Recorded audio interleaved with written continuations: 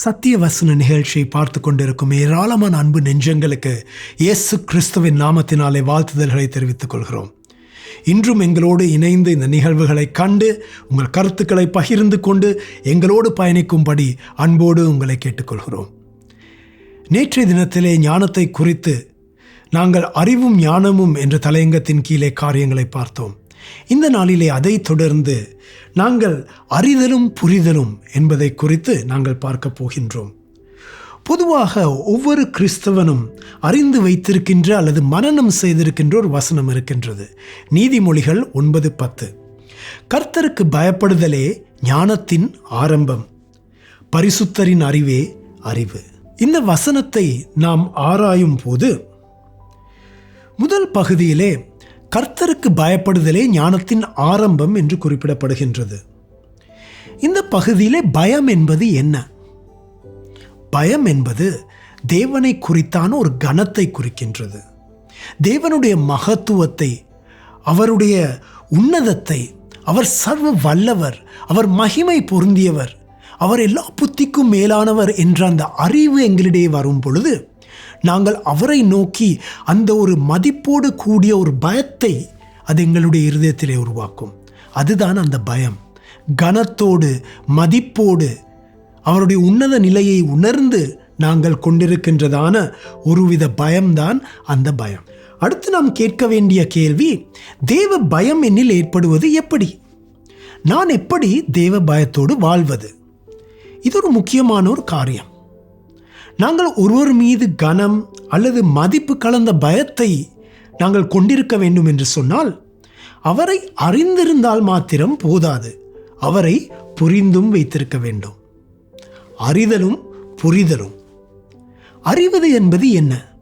சில வேளைகளில் ஒருவரை குறித்து எம்மால் இலகுவாக அறிந்து கொள்ள முடியும். ஒன்று, நாங்கள் இணையதளங்களில் இருந்து அவரை குறித்து அறிந்து கொள்ளலாம், புத்தகங்களில் இருந்து அவரை குறித்து அறிந்து கொள்ளலாம், தொலைக்காட்சி நிகழ்வுகளில் இருந்து அவரை குறித்து அறிந்து கொள்ளலாம். ஆனால் அவரை குறித்து புரிதல் என்பது அவருடைய விருப்பு வெறுப்புகளை, அவர் எப்படிப்பட்டவர், உண்மையாகவே எப்படிப்பட்டவர் என்பதை புரிந்து கொள்வதற்கு அவரோடு நாம் உறவாட வேண்டும், அவரோடு நேரம் கழிக்க வேண்டும். அப்படி என்று சொன்னால் மாத்திரமே அவரை குறித்து எம்மால் புரிந்து கொள்ள முடியும். அவரோடு உறவாட வேண்டியவர்களாக இருக்கின்றோம். தேவனுடைய வசனத்தில் இருந்து நாங்கள் வாசிக்கும் பொழுது வேதத்தை புரிதல் என்பது வேதத்தை தியானிப்பதால் மாத்திரம் பெற்றுக்கொள்ளக்கூடியதாக இருக்கின்றதான ஒன்று. பலர் இந்த நாட்களிலே கிறிஸ்தவர்கள் கூட வேதத்தை வாசிப்பார்கள். வேதத்தை வாசிப்பதன் மூலமாக தேவனை பற்றி அறிய முடியும். ஆனால் வேதத்தை தியானிப்பதின் மூலமாக மாத்திரமே தான் தேவனை பற்றி ஒரு முழு புரிதலை எம்மால் பெற்றுக்கொள்ள முடியும். ஆகவே அறிதலும் புரிதலும் வேறுபட்டவை. இதிலே 5 படிகள் காணப்படுகின்றது. இந்த வசனத்தை நாங்கள் 5 விதமாக பிரிக்கப் போகின்றோம். முதல் படி, நாம் வேதத்தை வாசிப்பதை விட்டு வேதத்தை தியானிக்க பழகிக்கொள்ள வேண்டும்.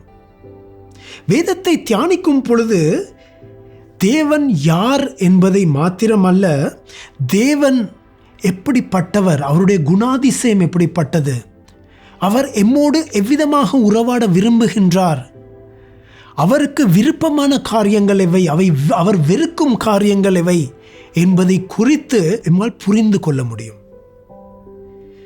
இந்த ஆழ்ந்த வசனங்களினூடாக நாங்கள் கடந்து செல்லும் பொழுது தேவனுக்கு பிரியமான தீர்மானங்களை எடுக்கவும், தேவனுக்கு பிரியமான வழியிலே நடக்கவும், தேவனுக்கு பிரியமான வாழ்க்கை வாழவும் நாங்கள் மெதுமெதுவாக அதிலே ஈடுபட நாங்கள் ஆயத்தமாகி விடுவோம். இந்த ஆழமான தெளிந்த அறிவு எம்மில் பலருக்கு இந்த நாட்களிலே இல்லை.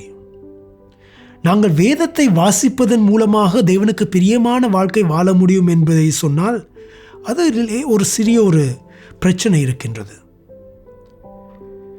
ஆகவே நாங்கள் தேவனை பற்றி அறிய நாங்கள் வேதத்தை வாசிக்கின்றோம், ஆனால் அவரை பற்றி புரிய வேதத்தை தியானிக்கின்றோமா, நேரத்தை செலவழிக்கின்றோமா என்பதிலே நாங்கள் கண்ணும் கருத்தும் உள்ளவர்களாக இருக்க வேண்டும்.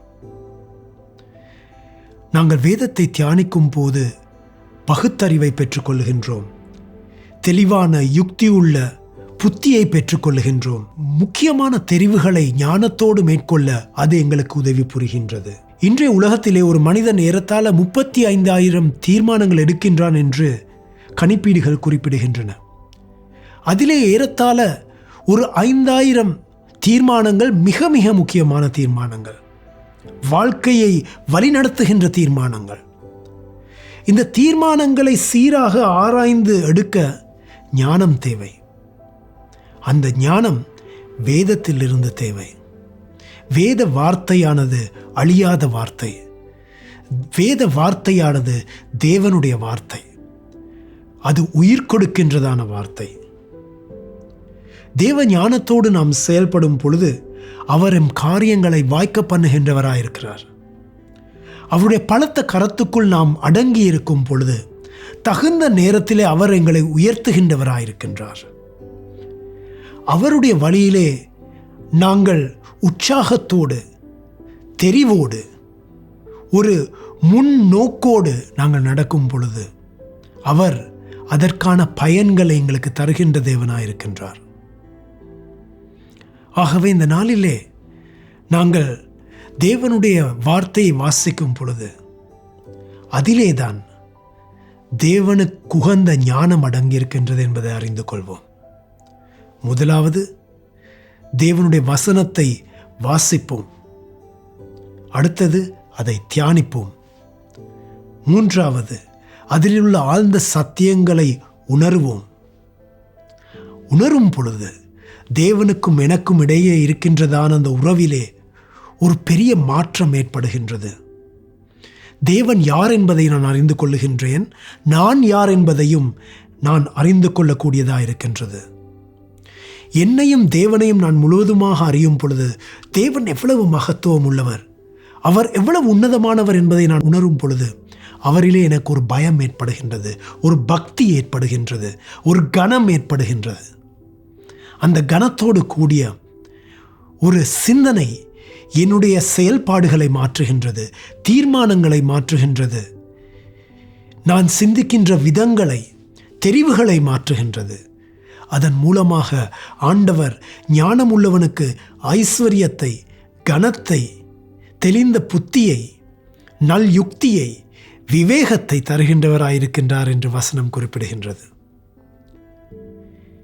இந்த விதமான காரியங்களை பெற்றுக்கொள்ள எத்தனை பேர் நாங்கள் வாஞ்சிக்கின்றோம்? நீங்கள் வாஞ்சிக்கின்றீர்களா? நான் வாஞ்சிக்கின்றேன். ஆண்டவர் இத்தனை காரியங்களையும் தர அவர் அண்டையிலே அந்த ஞானத்தை சிநேகிக்க எங்களை அழைக்கின்றார்.